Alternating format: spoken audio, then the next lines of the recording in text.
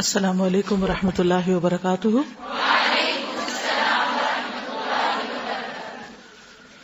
نحمده ونصلی علی رسولہ الکریم، اما بعد فاعوذ باللہ من الشیطان الرجیم، بسم اللہ الرحمن الرحیم، رب اشرح لی صدری ویسر لی امری واحلل عقدۃ من لسانی یفقہوا قولی۔ کسی نے اپنا ایکسپیرینس لکھ کے بھیجا ہے، کہتی ہیں کہ ٹیوزڈے کے دن کا لیکچر میرے لیے صحیح معنوں میں ٹرننگ پوائنٹ اور آئی اوپنر تھا۔ مجھے بہت شرمندگی ہوئی جب آپ نے کہا کہ ہم کس طرح نبی صلی اللہ علیہ وسلم سے محبت کا دعویٰ کر سکتے ہیں اگر ان کی اتباع کرنا ہماری زندگی کا حصہ نہیں۔ استاذہ، پہلی اسائنمنٹ آسان تھی، 1-2 دن میں شیڈیول بنانا آ گیا۔ دوسری اسائنمنٹ ایک زبردست روحانی پلانر اور ریمائنڈر تھی۔ الحمدللہ ان میں سے 90% باتوں کو میں روزانہ درست کا نشان لگاتی رہی۔ جو چیزیں رہ گئی ان کو عمل میں لانے کی کوشش جاری ہے، مگر مجاہدہ کا لفظ مجھے اب سمجھ آیا جب کھانے کی عادات کو بدلنا تھا۔ یہ بہت ہارڈ لگا۔ پھر وہ بات یاد آ گئی کہ عادات کو بدلنا مشکل ہے، ناممکن نہیں۔ میں بھی انہی لوگوں میں سے تھی جنہوں نے پہلا لیکچر سنا اور یہ بھی سنا کہ نبی صلی اللہ علیہ وسلم نے ساری زندگی میدے کی روٹی نہیں کھائی، مگر میں نے اس پر اس وقت کوئی خاص توجہ نہ دی۔ اگلے دن جب لیکچر میں آپ نے کہا کہ یہ کیسی محبت ہے تو میں نے اس پر سنجیدگی سے سوچنا شروع کیا۔ اب یہ سمجھ نہیں آ رہا تھا کہ سٹارٹ کیسے لوں۔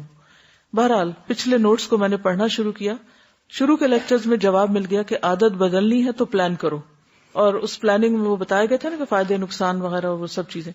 تو میں نے اپنے کھانے کی عادات کو بدلنے کی پلاننگ کی۔ سب سے پہلے میں نے نفل پڑھ کے اللہ سے دعا کی کہ اس عادت کو بدلنا میرے لیے آسان ہو اور میرے گھر والے میرے مددگار بنے۔ پھر میں نے اپنے ٹریگرز لکھے۔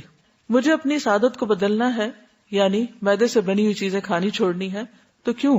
نمبر 1 اللہ کو راضی کرنے کے لیے، نمبر 2 نبی صلی اللہ علیہ وسلم کے اتباع کے لیے، نمبر 3 قوی مومن بننے کے لیے۔ منہاج القاصدین کے ایک لیکچر میں آپ نے ایک پرسنل بات شیئر کی کہ میرے والد کہتے ہیں وہ کام کرو جو دوسرے نہیں کر رہے۔ میں نے سوچا کہ لوگ یا تو بیماری کی وجہ سے میدا چھوڑتے ہیں یا وزن کم کرنے کے لیے۔ کتنے لوگ نبی صلی اللہ علیہ وسلم کی اتباع کے لیے چھوڑتے ہوں؟ تو میرا یہ ٹریگر بن گیا کہ میں نے نبی صلی اللہ علیہ وسلم کی اتباع میں یہ کام کرنا ہے۔ میں نے سب سے پہلے اپنی فریج اور الماریوں کا جائزہ لیا۔ مجھے میدے کی روٹیاں نظر آئیں۔ US میں رہنے کا فائدہ نظر آیا، چونکہ بسکٹ اور دوسری چیزوں میں حرام انگریڈینٹس ہوتے ہیں تو میں کبھی بھی نہیں لائی۔ اب یہ پلاننگ کی کہ بچی ہوئی روٹیوں کو ویٹ کے ساتھ ملا کر 2 دن میں ختم کروں، کیونکہ جو چیز خود کھانی چھوڑنی ہے وہ دوسروں کو بھی نہیں دینی۔ تو الحمدللہ کھجور، زیتون، چقندر، کدو یہ پہلے بھی خوراک کا حصہ تھے، مگر میدا چھوڑنے کی طرف کبھی بھی توجہ نہیں دی۔ پھر میں نے میدا چھوڑنے کے فوائد لکھے اور کل مختلف بہنوں نے جو نقصانات بتائے وہ لکھے۔ اس کے بعد میں بازار سے بغیر چھنے آٹے کی بریڈ اور روٹیاں لے کر آئی۔ آج جب میں نے صبح کا ناشتہ بغیر چھنے آٹے کی روٹی سے کیا تو مجھے وہ کچھ کڑوی لگی، مگر الحمدللہ مقاصد کو سوچا اور کھا لیا۔ دوپہر میں بھی اسی طرح کیا۔ الحمدللہ نبی صلی اللہ علیہ وسلم کی سنتوں کو اپنانے اور خاص طور پر کھانے کی عادت بدلنے سے آج سارا دن عجیب سا سکون اور خوشی محسوس ہوئی۔ جو کام پہاڑ لگ رہا تھا اللہ نے اپنی رحمت سے آسان کر دیا۔ بہرحال چند چونکہ ٹپس تھی اس میں تو اس لیے میں نے کہا آپ سے بھی شیئر کر لوں کہ آپ کو بھی فائدہ ہو۔ پچھلے دنوں ہم نے چکن کے بارے میں بات کی تھی اور اس کے بعد کافی لوگوں میں بے چینی پیدا ہوئی تھی۔ چونکہ بات ایک ڈاکٹر نے کی تھی اس لیے ہم سب نے اسے بہت توجہ سے سنا اور بہت اس پر سنجیدگی سے پھر عمل کی بھی کوشش کی۔ اس کے بعد یہ ہے کہ اپنے طور پر میں نے کچھ تحقیق کروائی کہ ہمارے ملک میں اور ہمارے ملک میں سے بھی ہمارے شہر میں اور جہاں سے ہم چکن لیتے ہیں وہ چکن کہاں سے آتا ہے، ان کی فیڈ کیا ہے۔ کیونکہ جس طرح اس بات کی اجازت نہیں کہ حرام کو حلال کیا جائے، اسی طرح اس بات کی بھی اجازت نہیں کہ حلال کو حرام کر دیا جائے، ٹھیک ہے نا۔ تو جب یہ ساری تحقیق کی تو اس کا جو خلاصہ ہے وہ میں آپ کے سامنے رکھ دیتی ہوں تاکہ آپ کے لیے آسانی ہو جائے۔ اس دن بات یہ ہوئی تھی کہ پاکستان میں جو چکنز کو فیڈ کھلائی جاتی ہے وہ پگ میٹ سے بنی ہوئی ہے۔ تو حقیقت یہ ہے کہ آج سے تقریباً 7 سال پہلے یعنی دسمبر 2005 میں مرغیوں کی فیڈ یعنی خوراک درآمد کی گئی جس میں پگ میٹ شامل تھا۔ 50 کنٹینرز کو کسٹم حکام نے پکڑ لیا۔ اس بات کا notice chief justice Iftikhar Muhammad Chaudhry نے لیا۔ اس کیس کی آخری سو موٹو ہیئرنگ 5 ستمبر 2007 کو ہوئی ہے۔ اس میں جو لارجر بینچ تشکیل دیا گیا تھا اس میں چیف جسٹس افتخار محمد چودھری کے علاوہ جسٹس رانا بھگوان داس اور جسٹس میاں شاکر اللہ جان شامل تھے۔ اس فیڈ کو بین کیا گیا۔ جن کمپنیوں نے یہ فیڈ درآمد کی تھی ان کو کروڑوں کے حساب سے جرمانے کیے گئے اور یہ قانون بنا دیا گیا کہ آئندہ کوئی پولٹری فیڈ درآمد نہیں کر سکے گا، یعنی امپورٹ نہیں ہوگی۔ لہٰذا اب ساری فیڈ پاکستان میں تیار ہوتی ہے، ٹھیک ہے، اب یہ قانون ہے۔ فیڈ کہاں تیار ہوتی ہے؟ خود اپنے ملک میں تیار ہوتی ہے، رائٹ؟ اس پر میں نے مزید سوال یہ کیا کہ کیا میں یہ جان سکتی ہوں کہ اب یہ فیڈ جو ہم تیار کرتے ہیں وہ کن کن چیزوں سے مل کر بنتی ہے؟ تو الحمدللہ جو لوکل یعنی اسلام آباد پنڈی میں ہی ایسی فیڈ بنانے والوں کی کمپنی میں کام کرتے ہیں، تو انہوں نے جو معلومات دی ہیں وہ یہ ہے کہ اس وقت جو پولٹری فیڈ تیار کی جاتی ہے اس کے انگریڈینٹس گندم، مکئی، باجرہ، جوار کے گرینز ہوتے ہیں جو 50% ہوتے ہیں، 50%، اور سویا آئل اور پروٹین وغیرہ اس میں 30% ڈالے جاتے ہیں، اور 2 to 3% فش کا جو ریمینز ہوتے ہیں یا مرغیوں کے پر وغیرہ جو ہوتے ہیں وہ اس میں ڈالے جاتے ہیں۔ لہذا اس رپورٹ کے مطابق اس وقت جو معروف پولٹری فارم ہے وہاں جو چکن تیار ہوتے ہیں ان چکن کو کھانے میں حرج نہیں ہے کوئی، ٹھیک ہے، یعنی کوئی پریشانی کی بات نہیں ہے، اس کو آپ کھا سکتے ہیں۔ لیکن اب بھی کچھ جگہیں ایسی ہیں کہ جہاں وہ مردہ جانور اور اس طرح کی اور گندی چیزیں بھی اس میں ڈال کے فیڈ وغیرہ تیار کرتے ہیں، لہذا اس بات کا تحقیق کر لیجئے کہ جہاں سے آپ چکن لیتے ہیں وہ چکن کہاں تیار ہوتا ہے، ٹھیک ہے؟ آپ مثلاً جہاں سے خریدنے جاتے ہیں ان سے پوچھے کہاں سے لاتے ہیں، اگر وہ نہ بتائیں تو نہیں کہیں کہ ہم پھر آپ سے لیں گے نہیں، ہم کہیں اور سے لیں گے، رائٹ؟ تو میک شور کہ کون سا علاقہ ایسا ہے، جیسے ہم کسی نان مسلم کنٹری میں رہتے ہیں تو وہاں بھی چیزوں کی تحقیق کی جاتی۔ مثلا ہم لوگ جب کینیڈا میں تھے تو اس وقت بہت یہ مشکل ہوتی تھی کہ جو چیز ہم لا رہے ہیں یہ کہاں سے آ رہی ہے، لیکن ایک اچھی بات ان ملکوں میں یہ ہے کہ وہ آپ کو پورا نام، پتہ، فون نمبر، ایڈریس ہر چیز دے دیں گے اور کہیں گے کہ جا کے خود دیکھ لیں وہاں۔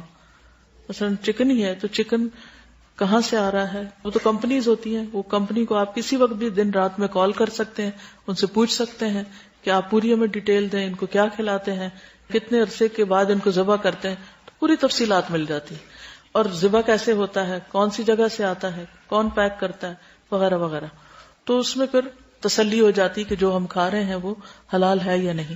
میرے خیال ہے کہ اگر تھوڑی سی ہم ایفرٹ لگائیں اور تھوڑا ہم بھی جو چکن بیچنے والے ہیں ان کے اوپر تھوڑا پریشر ڈالیں اور تھوڑا اور پیچھے جائیں تو انشاءاللہ تعالی بہت سی چیزوں کی اصلاح ہو سکتی۔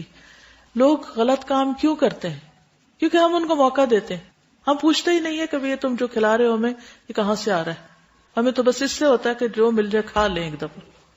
تو اس میں ہمیں خود کوشش کرنے کی ضرورت ہے، آپ جائیں، پوچھیں، تحقیق کریں، معلوم کریں، اگر کہیں کوئی بھی ایسی چیز سامنے آتی ہے تو الحمدللہ ایسا نہیں ہے کہ ہمارے ملک میں کوئی نوٹس لینے والا نہیں ہے۔ اصل میں جو منفی قسم کی گفتگو ہم دن رات کرتے رہتے ہیں اپنے لیڈرز کے بارے میں یا اپنے عوام کے بارے میں، اس کی وجہ سے پھر ہمارے اندر ایک ایسی مایوسی ہوتی ہے کہ یہاں تو اصلاح ہو نہیں سکتی اور بس ہر چیز ہی غلط ہے۔ ایسا نہیں ہے، اصلاح کرنے والے بھی ہیں اور نوٹس لینے والے بھی ہیں۔ اگر اس وقت کسٹم حکام نے کنٹینر پکڑے اور اس کے بعد مقدمہ چلا اور 2 سال تک یہ مقدمہ چلتا رہا اور پھر قانون بنا تو یہ بھی تو کسی کے نوٹس لینے پر ہی بنا نا، یا نہیں؟ تو اگر کسی کا بھی ضمیر زندہ ہوگا اور کوئی بھی اٹھ کے پوچھے گا تو بہت سی چیزوں کی اصلاح ہو جائے گی، ٹھیک ہے نا؟ جی آپ کچھ کہیں؟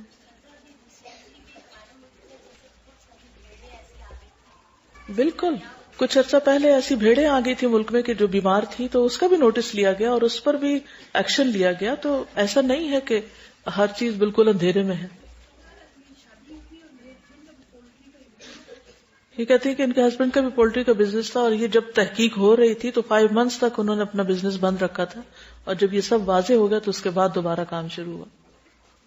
اس کے علاوہ میدے پہ بات ہوئی تھی اور اس پر بھی کافی لوگوں کے اندر بے چینی پائی گئی کہ حرام تو نہیں ہے۔ دیکھیے میں نے تو حرام نہیں قرار دیا تھا اور نہ ہی حرام ہے، لیکن میرا کہنے کا مطلب صرف یہ تھا کہ جس چیز کو نبی صلی اللہ علیہ وسلم نے پوری زندگی نہیں کھایا، آپ نے پوری زندگی چھلنی استعمال ہی نہیں کی، ان کی امت دن رات وہی کھانا کھائے اور ہر روز وہی غذا کھائے، تو دس از رانگ۔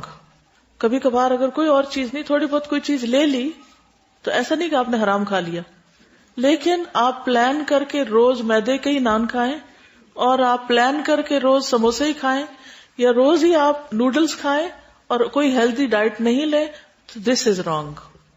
اس سے ہماری صحتیں اور ہماری طاقت اور ہماری جو کام کرنے کی صلاحیت وہ متاثر ہو رہی۔ ہمارے ملک میں میک ڈونلڈ اور اس طرح کی چیزیں کھانا اسٹیٹس سمبل سمجھا جاتا ہے۔ آپ کو پتہ ہے کہ امریکہ میں اور جو بھی مغربی ممالک ہیں وہاں پر میک ڈونلڈ کون سی کلاس کھاتی ہے؟ پتہ ہے آپ کو؟ جی میں امریکہ میں رہ کر آئی ہوں اور مجھے معلوم ہے کہ وہاں پر جس پیزا کو ہم اتنی زیادہ امپورٹنس اور اتنا ہائی اسٹیٹس دیتے ہیں، وہاں پر یہ ایک بالکل عام سی چیز ہے کہ جس کو کچھ بھی نہ ملے تو وہ پیزا لے کے کھا لے. بالکل اس طرح سے ایسا ہے کہ امریکہ میں ایک کوئی لڑکا تھا، اس کی یہاں پہ انگیجمنٹ ہوئی کسی لڑکی کے ساتھ، تو ملنے کے لیے کچھ عرصے کے بعد وہ آیا پاکستان کہ میں جا کے ملاقات کر لوں. اور جب آیا تو ایئرپورٹ پہ لینے کے لیے گئے گھر والے، اور وہ اس کی جو منگیتر تھی وہ بھی گئی. تو اسے کہنے لگا کہ پھر آج کیا پروگرام ہے؟ وہ کہتی کہ آج میں تمہیں بہت اچھا کھانا کھلاؤں گی، ایسا زبردست کہ آپ یاد رکھیں گے. وہ کہتا کہاں، کدھر لے کے جانا ہے، آخر بتاؤ تو صحیح ریسٹورینٹ کا نام. اس نے کہا میکڈونلڈ. اس نے کہا میری یہ خاطر توازی ہونے لگی ہے، آپ سوچ سکتے ہیں. اس نے کہا میں نے یہاں پہ شادی ہی نہیں کرنی، اس نے میرا یہ حال کیا، میں کہاں سے آیا اور یہاں میکڈونلڈ کھانا کھلانے لے کے جا. کہنے کا مطلب یہ کہ وہاں وہ کلاس میکڈونلڈ کھاتی ہے کہ جن بیچاروں کے ہوم لیس پیپل ہیں، جن کو گھر میں کوئی پکانے والا نہیں، جن کو کوئی خاص زیادہ سمجھ نہیں ہے، کیونکہ یہ ایک جنک فوڈ ہے. جو بھی وہاں کوئی سینسیبل شخص ہے جس کو تھوڑی بہت بھی شعور ہے وہ ان چیزوں سے پرہیز کرتا ہے. اور بہت دفعہ ایسی کمپنیوں کو سو بھی کیا گیا ہے کہ یہ ہیلتھ ہیزارڈ ہے، اور ہمارے ہاں یہ اسٹیٹس سمبل بن گیا، اور ہم سمجھتے کہ یہ کھانے کے بعد ہم شاید بہت ہی ماڈرن ہو گئے ہیں. ابھی جب میں کینیڈا گئی بھی تھی تو ادھر میں نے یہی دیکھا تھا کہ میری کزن مجھے بار بار اگر کچھ کھانے کو بھی ہوتا تھا تو وہ روٹی کو پریفر نہیں کرتے تھے. اور ہم لوگ ایک دن باہر گئے تو انہوں نے مجھے ایک ریسٹورینٹ پہ لے گئی کہ وہ جو نیچروپیتھ لوگ کھاتے ہیں، تو ان کے چپس بھی جو تھے وہ کوئی لیوز کے بنے ہوئے تھے اور ہربز وغیرہ کے، اور وہ کھانا زیادہ مہنگا ہے وہاں پر. اور ادھر میری ایک فرینڈ تھی، وہ یہ کہتی تھی کہ تم دیسی لوگ پتہ نہیں کس طرح ہر وقت چپاتی کھاتے رہتے ہو، تو اسی لیے تم لوگ زیادہ موٹے ہو جاتے ہو. تو مطلب ہم لوگوں کی پارٹ بن گیا ڈائٹ کا. یہ بالکل.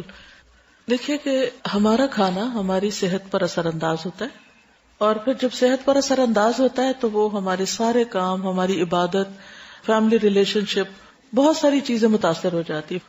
اس لیے بہت ضروری ہے کہ ہم بیس کو درست کریں، ہمارا آغاز درست ہو تاکہ انجام درست ہو. چلیے، جسمانی صحت اور قیلولہ اور چہل قدمی. قیلولہ کی اہمیت. اہل جنت کا قیلولہ کرنا. اصحاب الجنت یومئذ خیر مستقرا واحسن مقیلا. سورۃ الفرقان آیت 24. اس دن اہل جنت کا ٹھکانہ اور دوپہر کو آرام کرنے کا مقام بہت بہترین ہوگا. خیر مستقرا واحسن مقیلا، یعنی خاص طور پر قیلولہ کا ذکر. نبی صلی اللہ علیہ وسلم کا قیلولہ کرنا. انس کہتے ہیں کہ ام سلیم نبی صلی اللہ علیہ وسلم کے لیے چمڑے کا فرش بچھا دیتی تھی اور آپ ان کے ہاں اسی پر قیلولہ کرتے تھے. صحابہ اور سلف صالحین کا قیلولہ کرنا صحیح الادب المفرد میں آتا ہے. حضرت انس کہتے ہیں کہ لوگ جمعہ پڑھتے تھے اور پھر قیلولہ کرتے تھے. عبداللہ کہتے ہیں کہ میرے والد احمد بن حنبل نصف نہار کو سویا کرتے تھے، سردی ہو یا گرمی وہ کبھی اسے نہ چھوڑتے اور مجھے بھی اس کے لیے لے جاتے تھے.